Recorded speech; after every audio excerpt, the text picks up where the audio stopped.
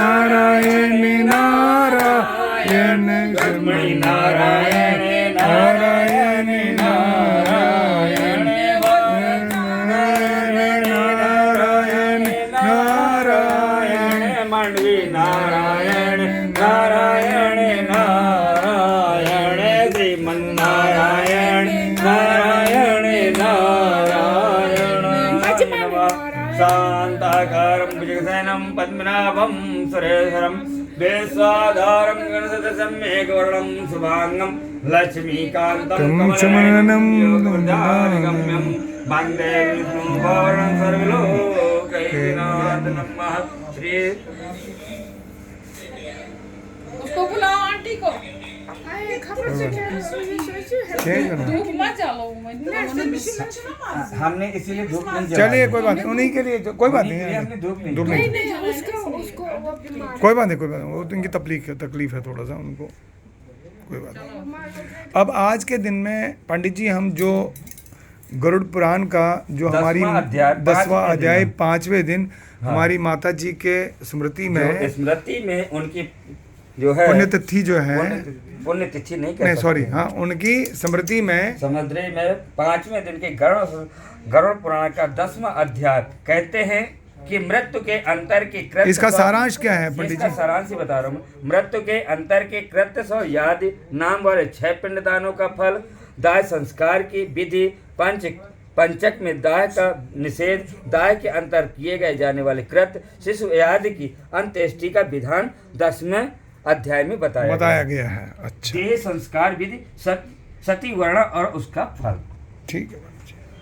कहते हैं गरुड़ जी ने पूछ लिया, गरुड़ जो है भगवान गुरु जी ने कृष्ण से नारायण से पूछ लिया। पूछते हैं गरुड़ वाचः देहदाय विधानम च वद सुकृतीनां विभो सतीयादि भवेत् पत्नी तस्याश्च महिमां वदः। गरुड़ जी बोले हे भगवान, अब आप पुण्यात्मा पुरुषों के शरीर के दाह संस्कार का विधान बताइए, और यदि पत्नी सती होना चाहे तो उसकी महिमा का भी वर्णन करें। कहते हैं सही बात कि है। जो धर्म पत्नी अपने पति के साथ में जो है सती होना चाहती उसका भी वर्णन मुझे बताइए। ठीक है कि किस तरह जो है भगवान वाच श्री भगवान वाच अब नारायण जी बोल रहे हैं। हाँ। भगवान नारायण बोल रहे हैं, उत्तर दे रहे हैं। सर्वमेव दैहिकं यत् कृत्वा पौत्र पौत्राश्च मुञ्चन्ते पैतकार्ता किं दातैर्बहुर्विधाने पितृरत्नेष्टिमाचरेत्। कृपया करके जिनको दरबार करना है तो अब दूसरे कमरे में चले जाओ। अच्छा नहीं तो क्या हमारे ज्यादा लोग तो okay okay God bless you. तेन अग्निष्टिमादृशं पुत्र फलमापुनातुः। कहते हैं इसलिए भगवान बोले हे गरुड़ सुनो, जिसके मरने से पुत्र पौत्रादि पितृण से मुक्त हो जाते हैं उन और दैहिक कृत्यों को बताता हूँ। जिसने विधि विधान से दहादि कृत्य किए हैं उसे दूसरे अन्य दान देने की कोई आवश्यकता नहीं। दहादि कर्म करने मात्र से पुत्र अंगनेष्ट यज्ञ के फल को प्राप्त करता है। फिर कहते इसलिए पिता माता की मृत्यु हो जाने पर पुत्र शोक को त्याग कर बंधु बांधवों से मुक्त हो पाप को दूर करने के लिए मुंडन कराए। यदि जिस पुत्र ने माता या पिता के मरण समय मुंडन नहीं कराया उसको माता पिता की सदगति को करने वाला न समझे, इसलिए नाखून कच्छ के केस छोड़कर मुंडन अवश्य कराएं। तदंतर बांधवों सहित स्नान कर धुले हुए वस्त्र पहने, करवे में जल लाकर मरे हुए शव को स्नान कराकर चंदन लेपन का पुष्पमाला को पहनाए और गंगा की मृतिका का लेपन करे। नवीन वस्त्र से शव को ढककर अब सभ्य होकर अपने नाम व गोत्र का उच्चारण करके दक्षिणा सहित पिंडदान करे। मृत्यु स्थान में पिंडदान शव के नाम से दे। इसमें भूमि और भूमि के अधिष्ठात्री देवता प्रसन्न होते हैं। जैसे हमने अच्छा मुंडन जरूरी करना है इसमें। अच्छा इसमें जैसे हमने जो है अंत क्रिया कराने के समय में पंचतत्वों का आवाहन किया, इसके बाद हमने पिंडदान कराए थे। तो कहते हैं जब हम यहाँ पे पिंडदान करते हैं 3 पिंडदान किए थे। 3 पिंडदान करते हैं तो कहते हैं कि अब इसमें तो दिया है कि ब्राह्मण को जो है जब पिंडदान कराता है तो अपने नाम और गोत्र को उच्चारण करके दक्षिणा सहित पिंडदान करना चाहिए। ठीक है, बहुत कुछ दक्षिणा रख के ही पिंडदान करना चाहिए। और मृत्यु स्थान में पिंडदान 100 के नाम से दें। कहते हैं जिसका नाम हो उसके नाम से पिंडदान करना चाहिए। इससे भूम और भूम के अधिशासी देवता प्रसन्न होते हैं। भूम और भूम के जो देवता है वो जो है प्रसन्न होते हैं। कहते इसके बाद द्वार देश पर मांथ नाम का पिंड मृतक के नाम से गोत्रादि का उच्चारण करके प्रदान करे। ऐसा करने से भूतादि कोट में दुर्ग्रस्त प्रेत मृत प्राणी की सदगति में विघ्न बाधा नहीं पहुंचाता सके। इसके पश्चात पुत्र वधु यादि 100 की प्रदक्षिणा करें, उसकी पूजा करें। फिर अन्य बंधुओं के साथ पुत्र अर्थी को कंधा दे, अपने पिता को कंधे पर धारण करने जो पुत्र संस्थान को जाता हुए पग पग पर अश्वमेध यज्ञ का फल प्राप्त होता है। हमने उस दिन भी आपको यही बताया था कि जो भी 100 यात्रा में जितने पग चलता है उतने ही यज्ञों का फल उसे अश्वमेध यज्ञ का भी हो जाएगा। हाँ, जितने पग चलता है उतने ही यज्ञों का उसे फल प्राप्त होता है। तो कहते हैं पिता ने पुत्र को कंधे पीठ और गोदी में रखकर प्यार किया था, वह ऋण पुत्र का रहता है। उस ऋण को चुकाने के लिए मृत पिता को कंधे पर रखकर ऋण है कि भाई कंधे पर ले जाओ तो उसी से ऋण उसका खत्म हो जाएगा। जो बचपन में बचपन में जो और गोद में लिया वो ऋण खत्म हो जाता है। हाँ, ले जाता है, माता पिता ने किया था, निवृत्त हो जाता है। इसी प्रकार शमशान के आधे मार्ग में भूमि शुद्ध कर भूत संज्ञा वाले मुर्दे को स्नान करा विश्राम पिंड देना चाहिए। विश्राम के पिंडदान देने से पिशाच यक्ष राक्षस दूसरे भी कई दिशाओं में रहते हुए भूत प्रेत आदि उस पिंड दान को भोग कर प्रेत शरीर को किसी प्रकार का दुख नहीं पहुंचता पाते। जो विश्राम पिंड नहीं देते तो वह प्रेत का मांस भक्षण कर जाते, इसलिए विश्राम पिंड अवश्य देना चाहिए। कहते हैं 100 को शमशान में ले जाकर उत्तर मुख स्थापित कर भूमि शुद्ध करे।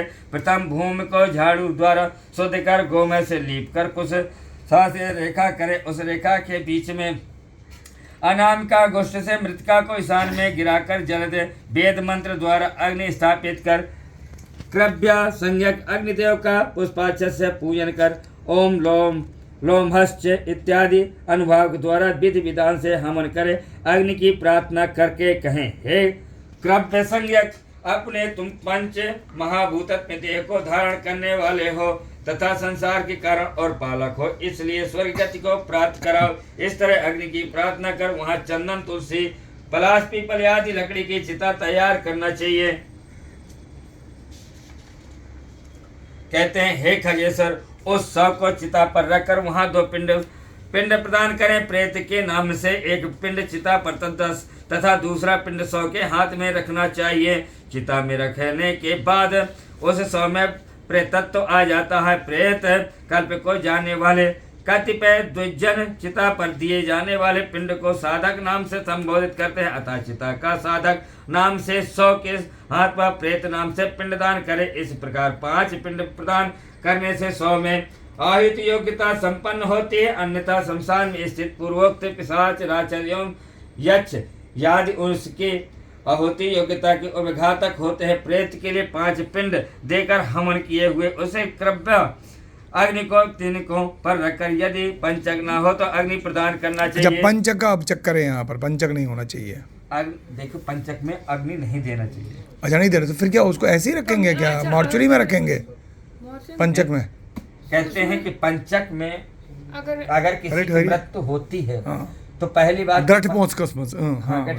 तो कहते हैं पंचक में पहले तो आहुति नहीं दी जाती है। अगर कारणवश जैसे अब पहले ही दिन है, अब पंचक लगा तो उसके साथ में जो 100 के साथ में 5 पुतले बना करके पंचक पूजा करा करके इसके बाद जो है उनकी स्वाहाकार करनी चाहिए। तब और इसके बाद फिर पंचक दोष निवारण के लिए यज्ञ भी करना चाहिए। अच्छा। अगर पंचक में हम स्वाहाकार करते हैं तो उसके जो है निवारण के लिए, दोष निवारण के लिए, प्रेत को जो है आत्मा शांति के लिए हमें पंच तत्व का जो है यज्ञ भी करना चाहिए। सही बात है, मतलब वो उसका तोड़ है, वो उसका ये सोल्यूशन है।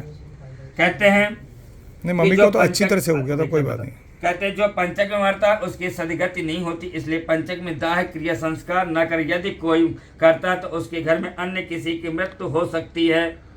अर्धधनिष्ठा नक्षत्र से लेकर रेवती नक्षत्र पर्यंत 5 नक्षत्र दाह के अयोग्य हैं, वे दाह में शुभ कारक नहीं है। जो पंचक में मरे उसके ग्रह में हानि तथा पुत्र आदि के और गोत्रियों की यहाँ कोई भी हानि हो सकती है। यदि पंचक में दान करें तब विधि विधान से दोषों को शांति के लिए करें। अब मैं तुम्हें उस दाह की विधि बताता हूँ। हे गरुड़, उत्सव के पास 4 पुतले कुशा के बनाकर नक्षत्र संज्ञक मंत्रों से अभिमंत्रित कर रखे। स्वर्ण का दान करें, कहते हैं जो पंचक में मरते हैं उनके लिए स्वर्ण का दान करें नक्षत्र नाम से, तथा ओम प्रजात इस मंत्र से होम कर फिर नक्षत्र नाम से करें। इसको संपुट कहते हैं। कहते इसके पश्चात उन पुतलों के साथ 100 का दाह करें। सपिंडी श्राद्ध के दिन पुत्र तथा विधि पंचक शांति का अनुष्ठान करें। प्रेत वाह, प्रेत सुख, प्रेत प्रेत भूमि और प्रेत हरता, इन 5 नामों से, इन 5 नाम मंत्र से आवाहन पूजन करके उनमें से प्रथम पुतले को प्रेत के सिर में, दूसरे को नेत्रों में, तीसरे को बाम कुच्छ में, चौथे को नाभि में और 5वें को पैरों में रखकर घृत होम के बाद 100 का दाह करना चाहिए। पंचक दोष की शांति के लिए क्रमशः तिल से भरे बर्तन, सोना चांदी रत्न तक घृत से भरा कांस्य पात्र दान करें। इस प्रकार पंचकों का शांति विधान करके जो 100 का दाह करता है उसे पंचक जन्य कोई विघ्न बाधा नहीं सताती और प्रेत भी सदगति को प्राप्त करता है। इस तरह पंचक में मृत व्यक्ति का दाह करना चाहिए और पंचक के बिना मरने पर केवल 100 का दाह करें। यदि मृत व्यक्ति की पत्नी सती होना चाह रही है तो उसके दाह के साथ ही 100 का दाह करना चाहिए। वो क्या, ये तो बड़ा खतरनाक है भाई कि सती का प्रथा उस टाइम भी थी। सती, ये तो बड़ा डेंजरस है। सती का प्रथा तो अब खत्म हुई है। खत्म, अच्छी बात है, इसे बंद करी फिर हम अच्छी बात है कि अभी है। इसे बंद करी। हाँ ठीक है, अभी बाद में कर लेते हैं उसका क्वेश्चन आंसर लास्ट में होगा। अभी पढ़ लीजिए साहब, अभी खत्म कर लेंगे क्वेश्चन आंसर बाद में। दाह करना चाहिए अपने पति के प्रिय संपादन में संलग्न पतिव्रता नारी यदि उसके साथ परलोक गमन करना चाहे तो पति की मृत्यु के पश्चात स्नान करें। रोली केसर याद से अपने शरीर को सुशोभित कर नेत्रों में सुरमा डालकर सुंदर वस्त्र और आभूषण धारण कर ब्राह्मणों को दान दें तथा अपने बंधु वर्गों को भी यह यथा योग्य धन संपत्ति प्रदान करें। गुरु को प्रणाम कर मंदिर से बाहर निकलकर विष्णु जी के मंदिर में जाकर भगवान श्री हरि को हाथ जोड़कर प्रणाम करें और अपने शरीर का धारण कर रखे आभूषण को श्री हरि को अर्पण कर हाथ में श्रीफल लेकर लाज और मोह को त्याग कर शमशान में जाए। वहां सूर्य नारायण तथा चिता को नमस्कार कर फूलों की सैया रूपी चिता पर स्थित होकर गोदी में पति का शयन कराएं, अर्थात अपनी गोदी में पति का सिर रख लें। तदनंतर अपने हाथ में जो श्रीफल है वह किसी सखी को देकर अग्नि से दाह करने की आज्ञा देकर उस अग्नि को गंगा स्नान की तरह जानकर शरीर को भस्म करें। परंतु कहते हैं सती जो होती हैं तो उन्हें जो है क्यों पहले तो अपने पति के साथ में सती हो जाना। हाँ। अगर नहीं किसी कारण नहीं होना तो किस तरह नहीं होना, परंतु गर्भवती को अपने पति के साथ सती नहीं होना चाहिए। बालक को उत्पन्न कर उसका पालन पोषण करने के बाद वह सती हो सकती है। जो पत्नी अपने पति के साथ शरीर का दाह करती है वह अग्नि उसके शरीर को भस्म करती है परंतु आत्मा को पीड़ा नहीं करती। जैसे अग्नि स्वर्ण आदि धातुओं का मल दूर कर देते उसी प्रकार पतिव्रता स्त्री अमृत तुल्य अग्नि के मध्य में पापों का दहन कर देती है। जैसे कोई धर्मात्मा प्राणी शपथ ग्रहण कर असत्य नहीं बोलता वैसे धार्मिक मनुष्य तपाए हुए अंगारे को हाथ में लेने पर भी नहीं जलते, उसी प्रकार पतिव्रता स्त्री भी नहीं जलती परंतु स्थूल देह को जलाकर अंतर आत्मा को स्वामी सहित एक सादृश्यता को प्राप्त हो स्थित्व तापन के शरीर को नहीं जला पाती है। कहते पति की मृत्यु होने पर जब तक है पत्नी उसके शरीर के साथ अपने शरीर को नहीं भस्म कर लेती तब तक वह किसी भी प्रकार स्त्री शरीर प्राप्त करने से मुक्त नहीं हो सकती। इसलिए सर्वप्रथम प्रयत्न पूर्वक मन वाणी और कर्म से जीवावस्था में अपने पति की हमेशा सेवा करनी पड़ती है और मृत्यु होने पर उसका अनुगमन करना पड़ता है।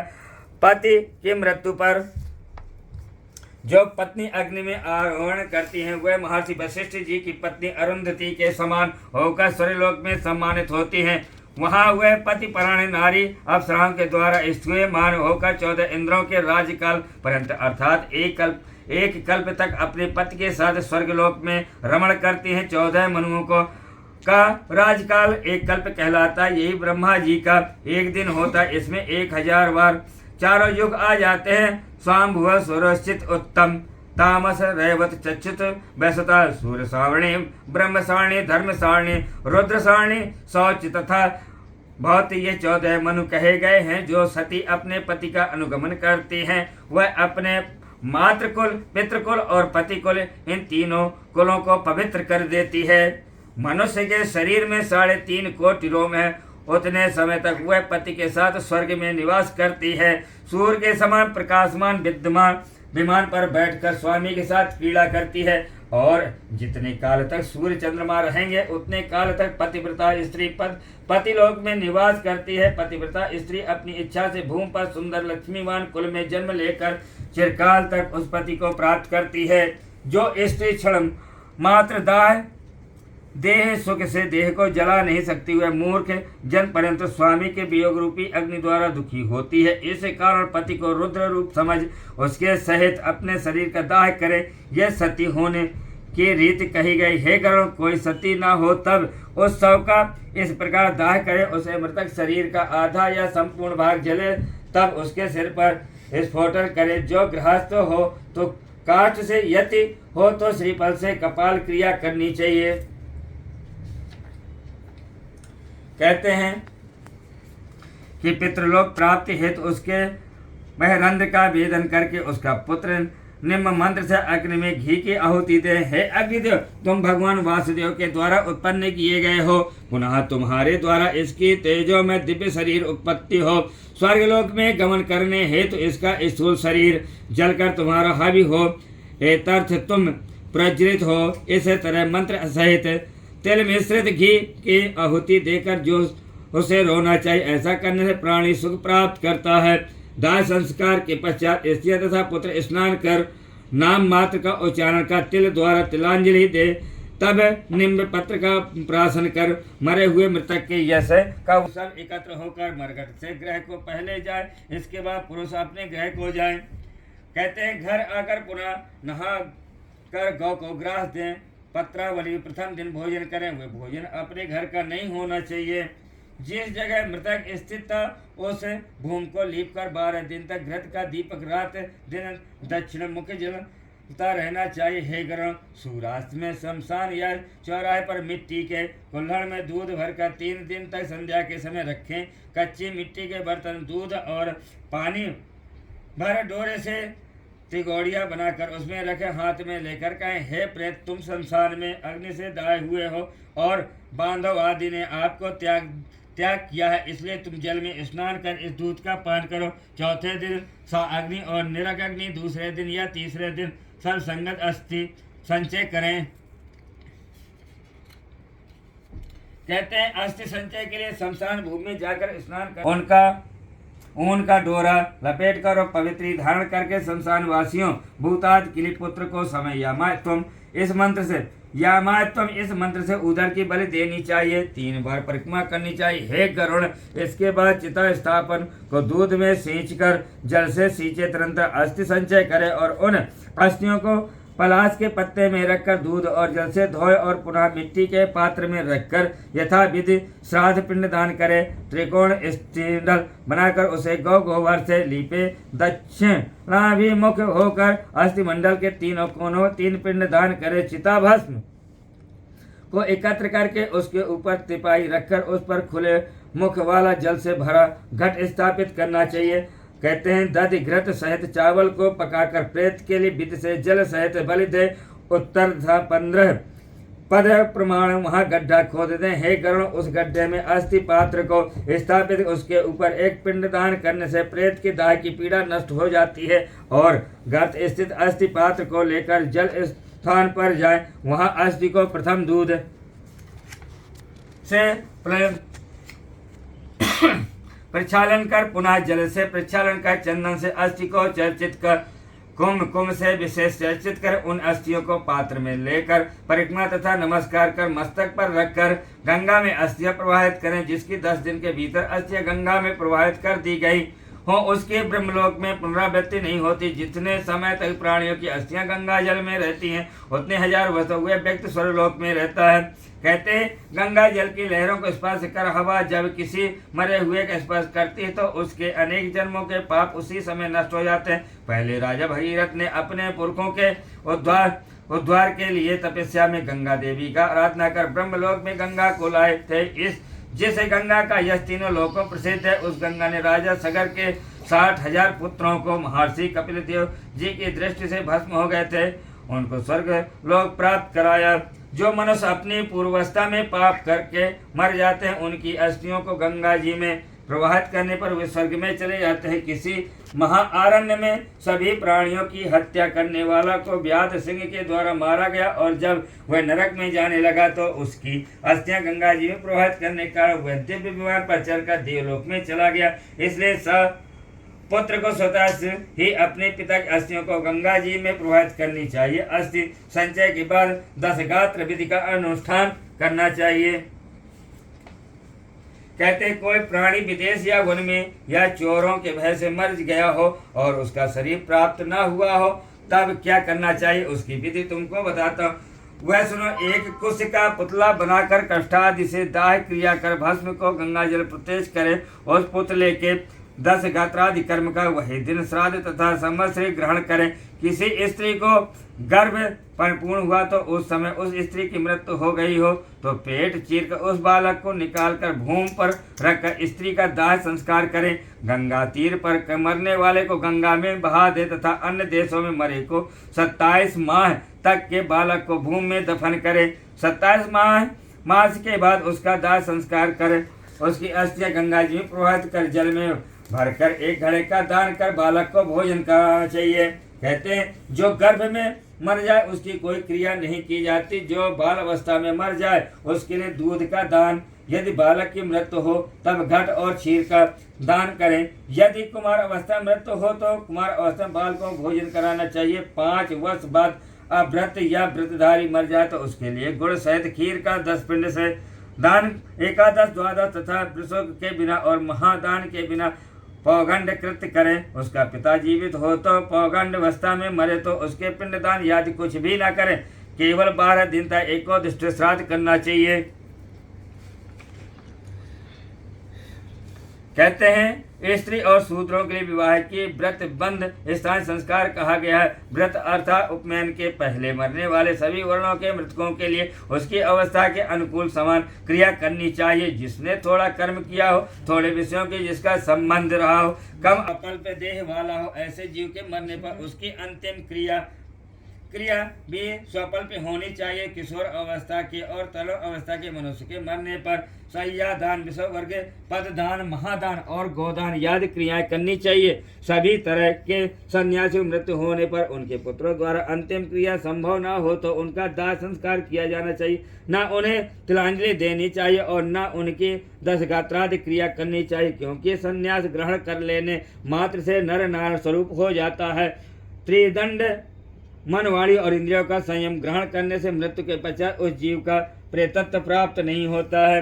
कहते हैं जो ज्ञानी अपने स्वरूप अनुभव से ही हमेशा जीवन मुक्त है वे पिंडदान की इच्छा नहीं रखते, इसलिए सन्यासियों का पिंडदान आदि की आवश्यकता नहीं होती। यदि पुत्रादि के पिता में भक्ति हो तो तीर्थ श्राद्ध तथा गया श्राद्ध करे। हे गरुड़, हंस, परमहंस, कुटी, चक्र, बहुधक इन सन्यासियों के मृतक होने पर भूमि में गाड़ दे, परंतु अग्निदाह न करे। यदि गंगा आदि नदी समीप हो तो सन्यासियों का मृत शरीर उन नदियों में प्रभावित कर देना चाहिए। हाँ, ऋषि मुनियों का जो भी है मतलब लेकिन जिन्होंने शादी नहीं की होगी। बोले श्रीमन्नारायण नारायण नारायण नारायण नारायण नारायण नारायण नारायण।